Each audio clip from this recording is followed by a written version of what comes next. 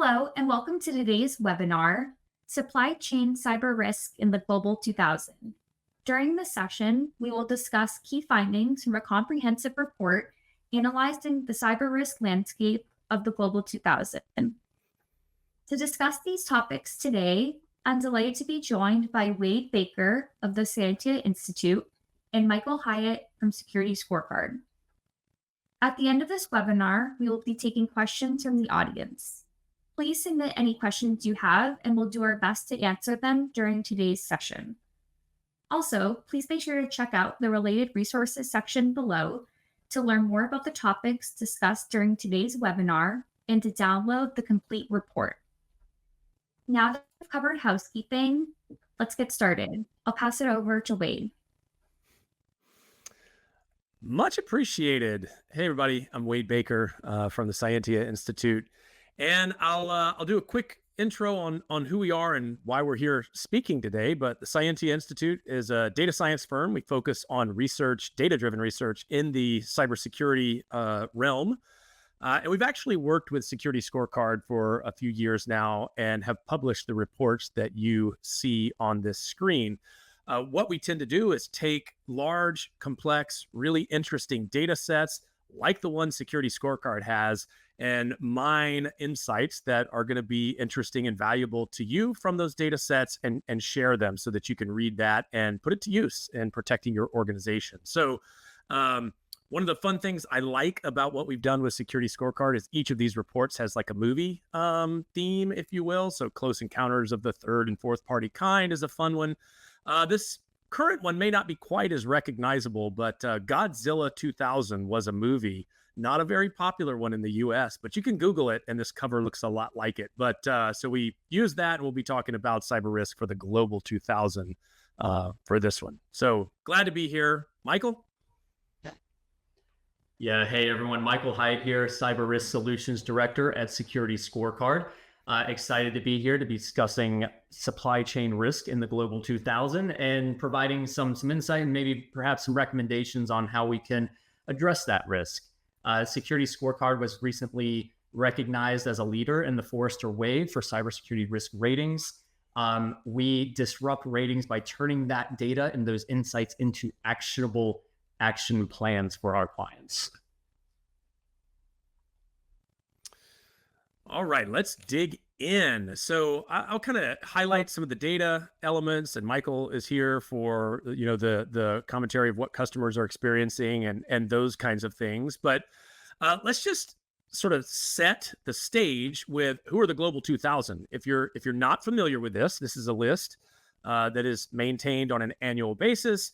And to make the Global 2000, these are the world's largest companies according to the 4 criteria that you see. You don't have to be the largest according to all 4 of these: revenue, profits, total assets, and market value, but you have to be among the largest in at least one of them. And so we just have a couple dimensions on this chart here that you see. One is revenue and market value. And you can see there's a pretty wide range of revenue, down into the hundreds of millions in annual revenue, up to close to $1 trillion. And then market values are large. So these aren't all giant companies according to any one of these measures, but very large companies, the largest in the world, according to sort of the, sum total of these, if you will.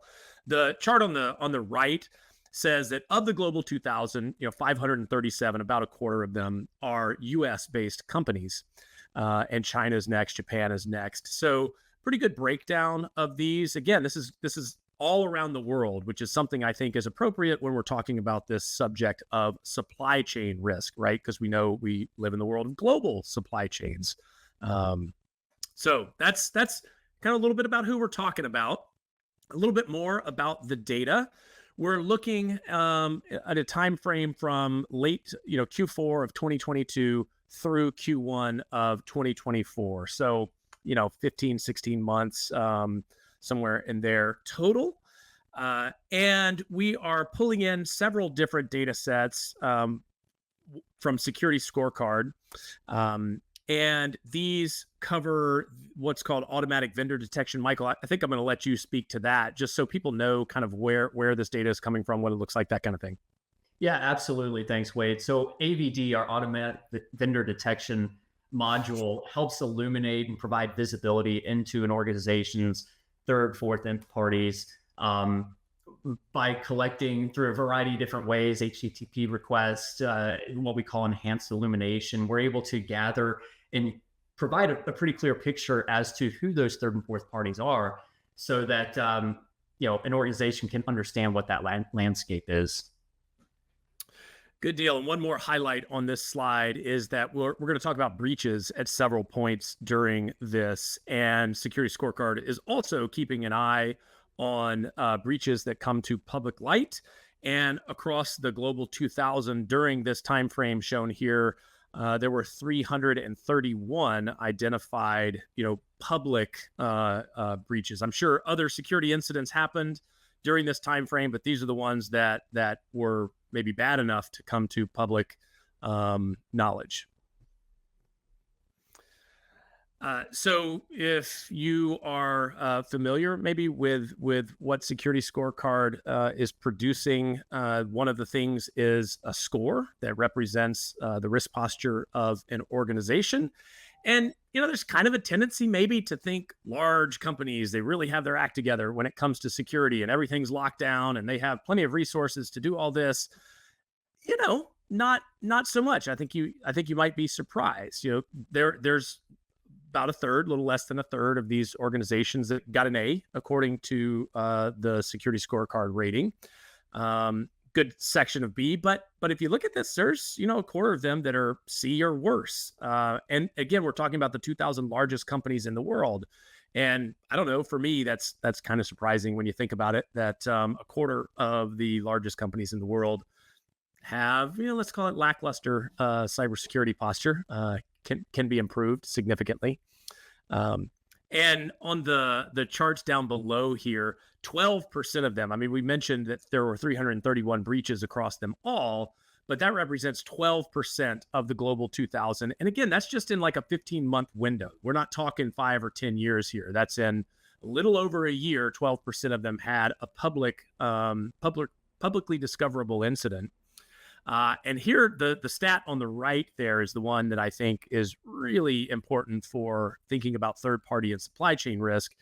And that is that 99% of these Global 2000 companies are connected to a third party that had a known breach. So 12% sort of first-party breach rate, 99% third-party breach rate. And I think that sets up a lot of good stuff to dive into.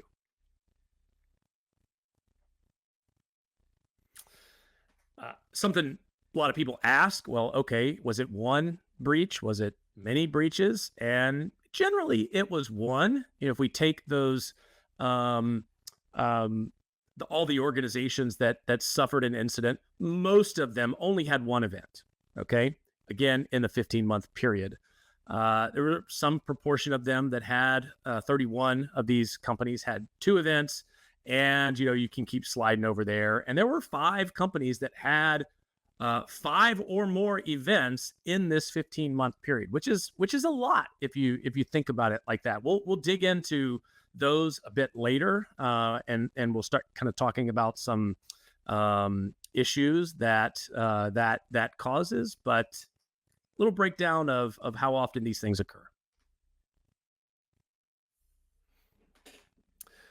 Okay, this one is a fun one. I'm interested to know how this meets up with your sort of preconceived notions. If you didn't see this chart, or if you haven't seen it yet, close your eyes and just think, which country might have the highest breach rate among the Global 2000. And here's the answer. So Ireland is on top, which I would venture that not many people would have chosen Ireland as number one.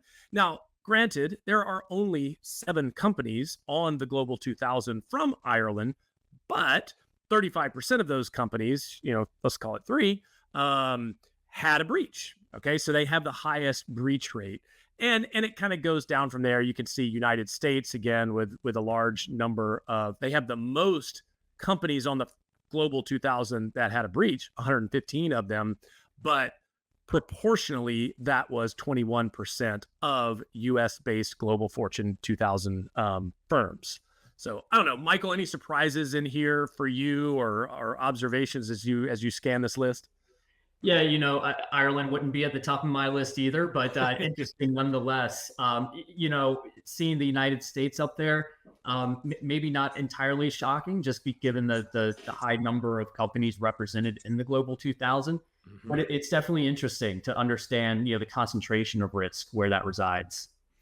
Yeah, and another point on this is keep in mind that breach disclosure laws, for instance, differ across all of these countries, and some of them have pretty they've been established for a number of years and pretty aggressive laws, whereas some, for instance, I think Italy and China tend to not have that, at least traditionally. So that's certainly a factor in what you see here as well.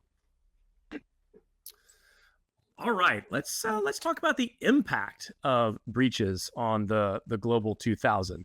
This is something that we don't get to do a lot, and in fact, for this, we have brought in some external data. Cyentia does a lot of research on security incidents and losses associated with them. So this is actually a chart looking at losses, historical losses for different sized organizations. And I think by and large, this fits with intuition, right? If the company size increases as you're going up, according to annual revenues, for a small organization, you see the typical, by the way, is like the geometric mean. It's just sort of like the median loss is 100,000 ish, something like that for a smaller company.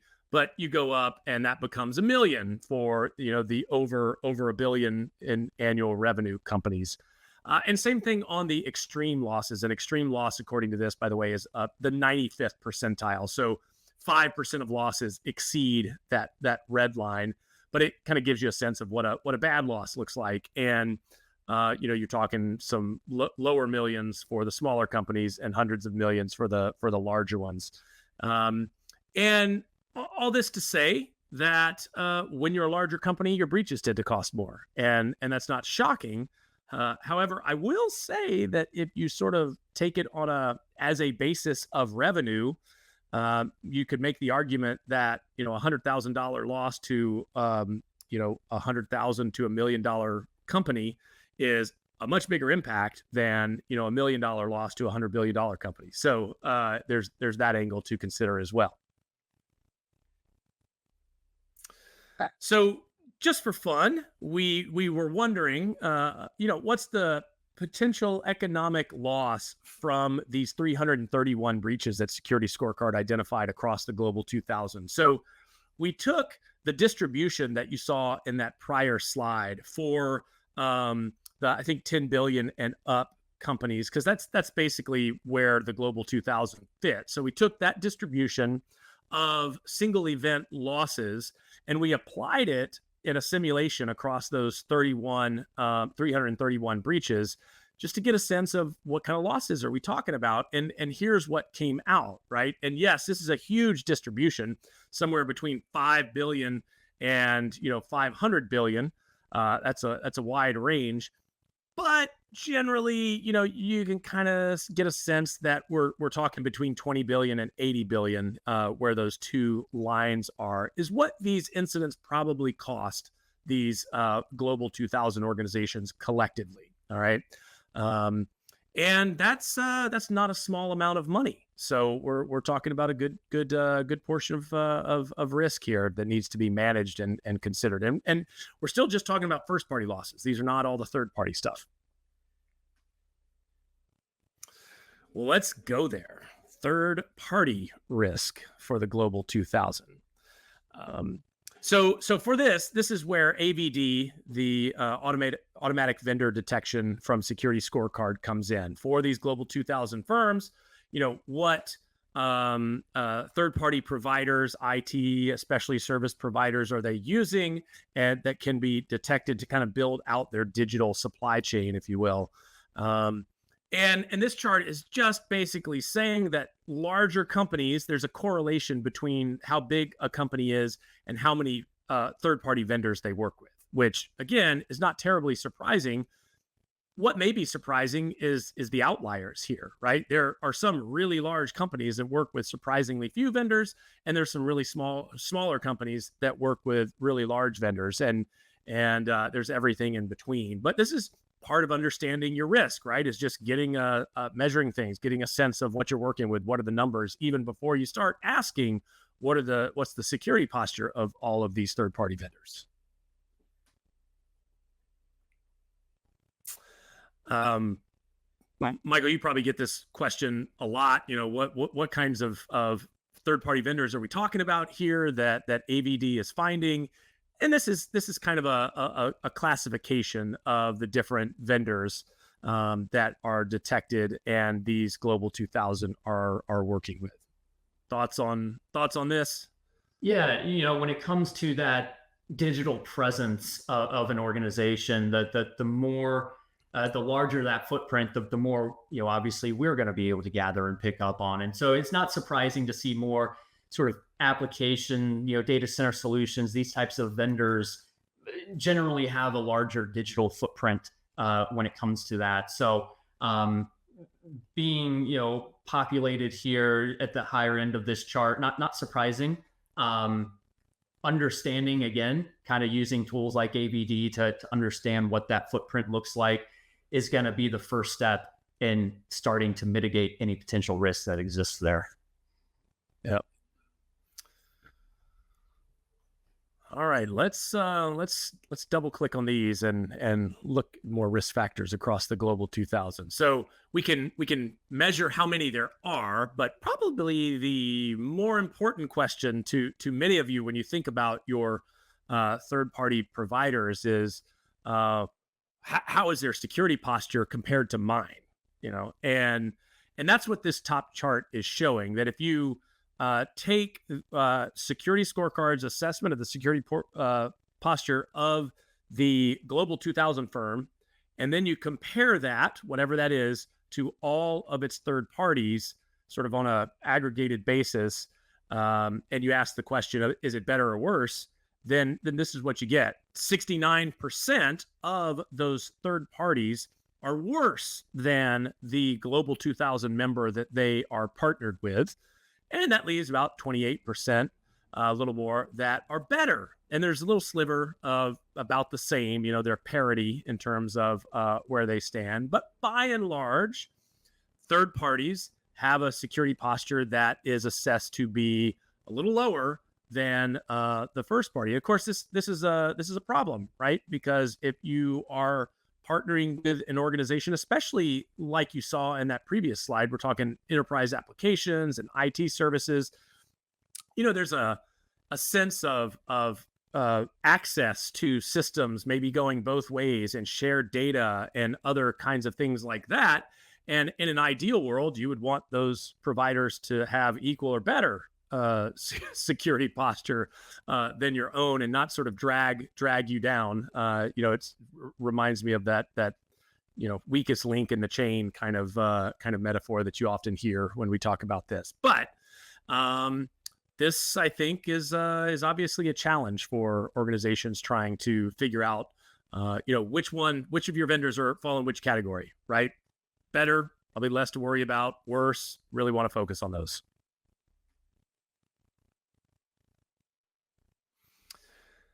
All right, let's look at breaches in the Global 2000 third-party ecosystem. So we had a section where we were detailing breaches of the Global 2000 themselves, and this is turning the lens outward and looking at breaches in the vendors and service providers that surround those Global 2000 firms. So I think this is quite interesting. The ability to measure this is very cool.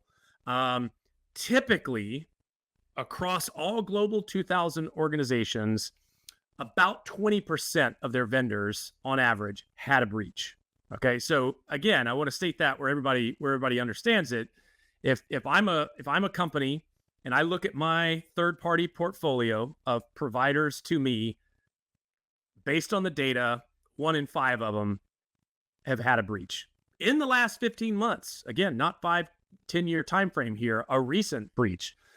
Pretty significant portion, in my opinion there. So a lot of organizations are having issues. And then there are some of the global 2000 where over half their vendors have had a known breach, right? I mean, that's pretty small, but some of these really large organizations are dealing with a problem where not only do they have a ton of vendors, but over half of them have a known breach. And the problem just keeps building and compounding when that's going on. So I think these numbers put a lot on the challenges that are facing, especially when you're talking about large organizations like these. Michael, any thoughts on that? I'm sure you hear this pain a lot from customers. This is a powerful stat here, and I think it really shines a light on why this is an issue that we need to start paying a little bit more attention to. I mean, you think about the amount of focus that is put on securing your own environment, the tools, the technology, the people, the budget that's focused on your own environment. But then when you start to think about that third-party risk, and the potential impact and how widespread these breaches are within your third-party portfolio, it makes you start to sort of pause and think, well, maybe I should pay a little bit more attention and effort to making sure we don't have a backdoor here that's going to have an impact on my organization. 100%. And again, just picking this apart more, again, thinking about that portfolio of third parties, how many of them typically have had a breach. And, this is a breakdown of, okay, between 2 and 10, 11 to 20. There's some 15% of the global 2000 have 51 or more vendors that have had a known breach. And, there's a certain amount where, okay, what exactly does that mean? But if you just sort of put yourselves in the shoes, that's the larger that number is, the larger the scope of doing more due diligence. Are they going to have another breach? Are they just another one waiting to happen, or was it a fluke?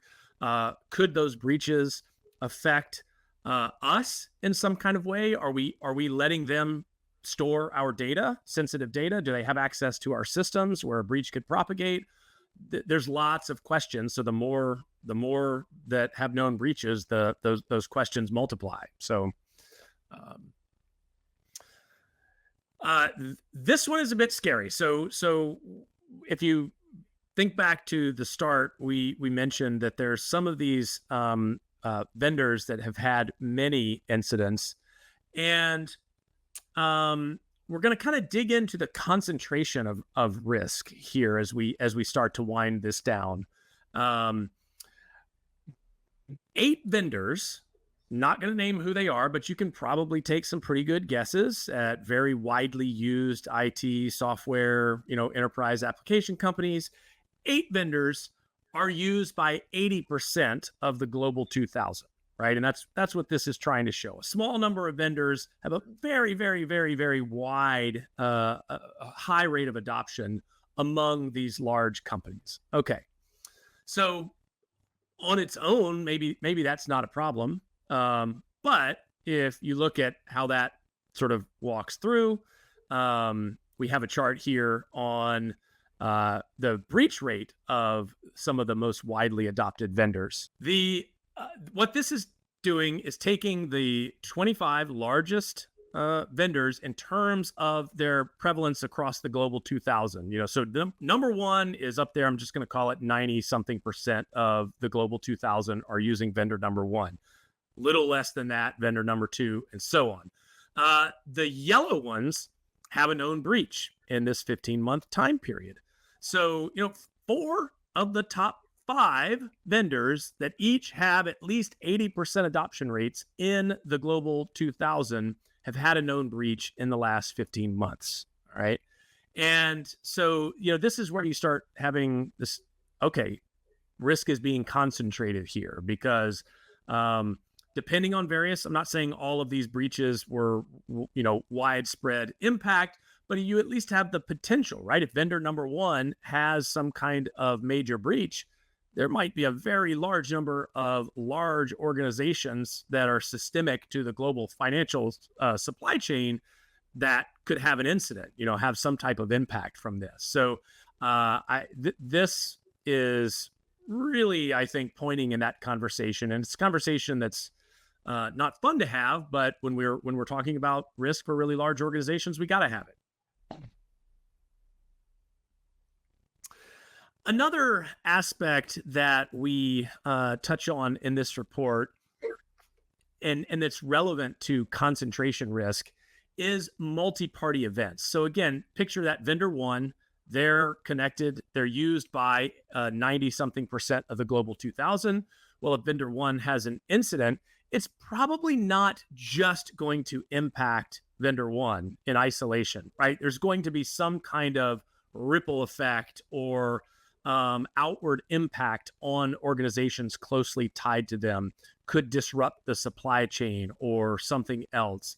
And that's what we mean by multi-party events, security incidents that not just affect the single firm that they originate in, but propagate or impact other organizations that firm works with. And when that happens, the costs are significantly higher. So this is, again, some research that Cyentia Institute did, looking at historical events. And the purple distribution is a loss distribution for a single party event. One organization has an incident. At this point in time, it was about $260,000 median cost for an incident. Some of the tail risk goes up over 100 million and even to $1 billion, but typical was $260K, a 95% extreme event, 24 million. Now the yellowish orange there is for multi-party events, when there are multiple organizations swept up in a security incident. The costs are significantly higher.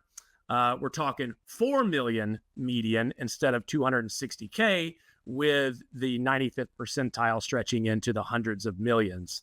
So huge differences here. And that's why these vendors that are used by large numbers of organizations can potentially have a amplifying impact as these incidents propagate across the supply chain.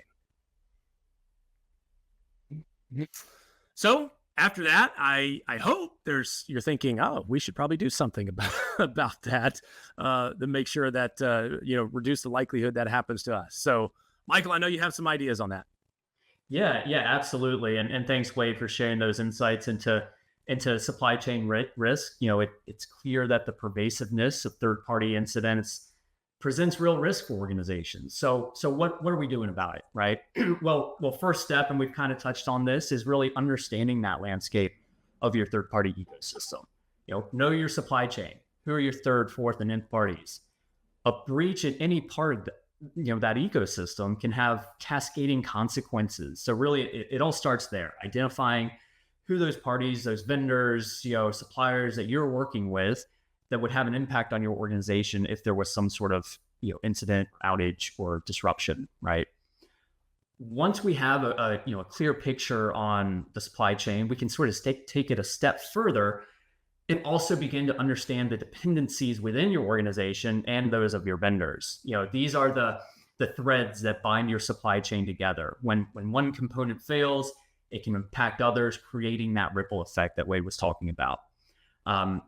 Example, if you've got a primary cloud provider that experiences an outage, that's going to cause significant disruption to your operation and that of your supply chain. So, really understanding those dependencies, that's going to allow you to develop contingency plans and be better positioned to lessen the impact when an incident does occur. Next, obtaining a current comprehensive software bill of materials. That's a critical part of mitigating supply chain cyber risk. An SBOM think of it like a nutritional label for software. It provides the detailed list of components, versions, dependencies. By having that comprehensive SBOM for each company in your supply chain, you can begin to identify vulnerabilities in third-party components. You can track software updates, patches, perhaps ensure compliance with regulations. even streamlining incident response efforts in the event that there is some sort of incident. And then the last thing I want to touch on here is continuously monitoring your supply chain.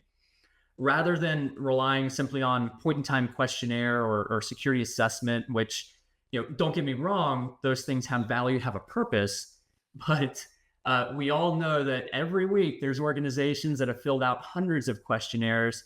They have their SOC 2 Type 2, their ISO 27001. They're still getting breached. Environments change, threats evolve. So continually monitoring the cyber hygiene and understanding the digital discipline of those in your supply chain is really essential to preparing and being able to respond quickly to incidents that could impact your organization. And with tools like, we've touched on our automatic vendor detection, AVD, we here at Security Scorecard are helping organizations gain that visibility into who their third and fourth parties are. And then as you start to attain, SBOMs, our attack surface intelligent module, ASI, can provide even more granular information, such as library names, specific versions of software being used. And then when it comes to that continuous monitoring piece, our ratings platform can provide that outside-in view of cyber risk, it really illuminating many of the same risk factors that a threat actor is going to leverage to initiate any type of attack. We're scanning the web daily. We're gathering great telemetry and threat intel and delivering an easy to understand A through F rating on the cyber health of your vendors. So how else is Security Scorecard helping to prevent third-party incidents? What we've found is that many organizations, they may not have the bandwidth, the people power, the expertise, or the program in place to really address supply chain cyber risk in the way we've talked about. Right? We've talked about a lot of emphasis on monitoring your own environment, but sometimes that supply chain cyber risk sort of takes a back seat for whatever reason. Security Scorecard Max is a technology-enabled managed solution that addresses that supply chain risk by operationalizing that rich data and all the signals that we have, as well as operationalizing the platform that we offer, while also executing on those recommendations we've discussed. We tailor the solution to meet our clients' needs where they are in terms of their own TPRM maturity. And, at a high level, the three pillars of Max are assess, respond, and then respond and remediate. And to touch on these 3 points here, starting with assess, we provide what we call our likelihood of cyber incident assessment for each vendor. That goes beyond the data signals collected. It's predictive based on our 10 years of history studying cyber signals that are precursors to breaches. We provide details like any external CVE, malware detected, as well as any exposed credentials for vendor domains. In other words, we're looking for the same open doors and open windows that a threat actor is going to be looking to exploit. When it comes to the monitoring, we monitor your supply chain by providing managed detection of those leading indicators and actual incidents as they develop. So you don't have to wait for the vendor to notify you that they might be or actually have had an incident. We can leverage the data at our disposal to be able to be more proactive, even predictive in terms of what's happening in that ecosystem. As part of that monitoring, we also have a zero-day hunt team. This team's studying signals every day, looking for the next 0 day. When alert is set, we provide specific cyber details on potentially susceptible assets for each vendor. This is going to save time, money, so you don't have to send thousands of surveys to try to identify who's been impacted. Our approach is much more targeted. It has an almost perfect remediation rate with that proactive, targeted approach. And then lastly, as part of Max, we respond to the signals and incidents as needed. We work with vendors on behalf of our clients to reduce that high-risk behavior that we're detecting. Any indicators of potential compromise, the goal is to stop that incident before it has, a major impact on the organization. And what we've seen over the past 6 months is, as we've been working with our Max clients, is we've assessed over 1,000 third parties as part of this program. We've reduced the number of high-risk vendors in that time by 386%, And perhaps most encouraging here, with our proactive approach to addressing 0 days, we've seen 100% patching compliance. These are the most critical CVEs that would have otherwise been exposed to an external threat actor. So, as we've discussed, the importance of knowing your supply chain, understanding the dependencies that exist, continuously monitoring for cyber risk. By implementing the right strategies, leveraging the right tools and solutions, you can significantly reduce your organization's exposure to those supply chain threats. And with that, I think we have some time for Q&A. Perfect. Thank you, everyone. We do have time for just a few questions that we have from the audience. The first question we can answer now is, how do you ensure that the vendor takes action when you are detecting issues? Michael, I think this is for you based on the Max information you just shared.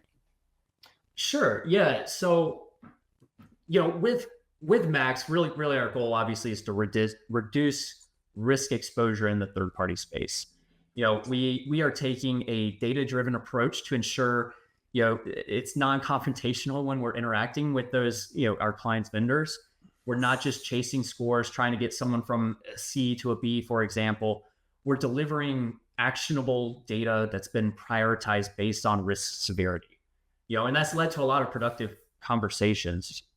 As we are interacting with vendors, third parties, we can point to exactly how we attributed our findings, why that's impactful, and how to remediate what we're seeing. And with that approach, organizations that we're reaching out to, almost always they're receptive to the information and the remediation plans that we're providing. Awesome. Thank you, Michael. I think we have time for one more question. So from all of the breach data that has been shared during today's presentation and in the report, would you say this is a pretty accurate estimate? Is this potentially maybe an overestimate, or are there some breaches that maybe weren't even detected, making this more of an underestimate? I can take that one. This is Wade. So tracking breaches is a challenge, and I think Security Scorecard certainly doing a good job of it. I would class what we're looking at here, as the kind of incidents that for some reason they rise to public visibility. It might have been they triggered a mandatory disclosure requirement. It might have been that they made enough noise and were impactful enough that just everybody knew about it, some major outage or something like this. It came to light. So they're probably lean toward the significant breaches. I don't want to call them material or catastrophic or anything, but significant breaches that are publicly noticeable.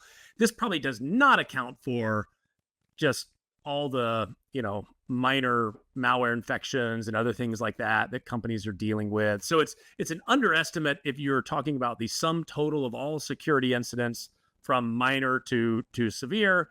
But I think it's probably a good representation of those more significant events that, are going to be the kinds of things that most companies worry about, I think.